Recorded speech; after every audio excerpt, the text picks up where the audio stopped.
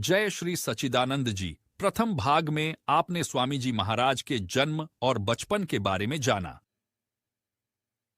दूसरे भाग में जानेंगे द्वितीय गुरु की प्रथम गुरु से मुलाकात। दीवान भगवान दास ने श्री परमहंस दयाल जी से अपने गृह स्थान पर पधारने की प्रार्थना की थी, इसलिए वर्ष 1904 में श्री परमहंस दयाल जी दीवान भगवान दास जी के साथ टेरी आए और इस तरह अपने आध्यात्मिक प्रवचन शुरू किए।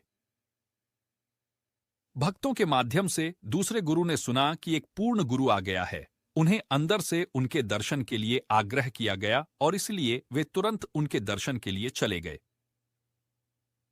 जैसे ही वह प्रथम गुरु को सम्मान देने के लिए उनके चरण कमलों में झुके, प्रथम गुरु श्री परमहंस दयाल जी ने उन्हें स्नेहपूर्वक देखा और कहा, आ गए भैया, तो आप आ गए मेरे प्रिय। उसने बड़ी नम्रता से हाथ जोड़कर उत्तर दिया, हाँ महाराज जी, मैं आ गया हूं। इस पर श्री परमहंस दयाल जी ने कहा, अच्छा हुआ कि आप स्वयं यहां आ गए, नहीं तो मुझे आपसे मिलने आना पड़ता।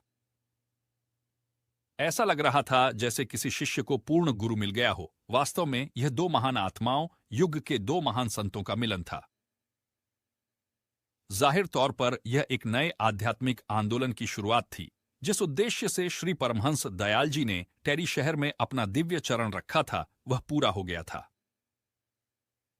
दूसरे गुरु का हृदय अत्यंत शांति और आनंद की लहरों से भर गया।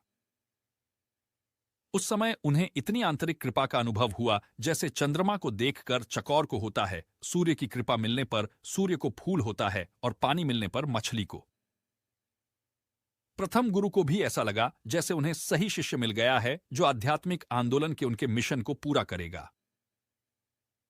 ऐसे में दीवान साहब का श्री परमहंस दयाल जी प्रथम गुरु से टेरी आने का अनुरोध केवल एक माध्यम था। दिव्य चमत्कार कमेंट में जय सच्चिदानंद लिखें।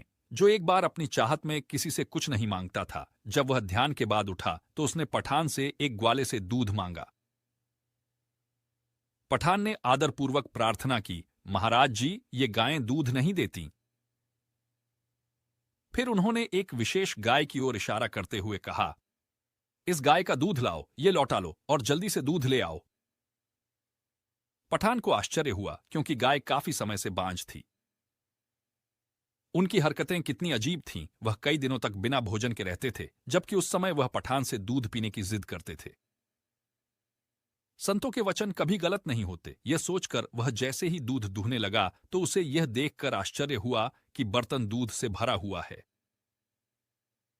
काफी देर तक वह गाय दूध देती रही। पठान दूध से भरा बर्तन लाया और उन्हें पेश किया। जब वह अपने स्थान पर वापस गया तो वह इस तथ्य को छिपा नहीं सका और उसने गांव वालों को उस घटना के बारे में बताया और उसके गुणों का गान किया।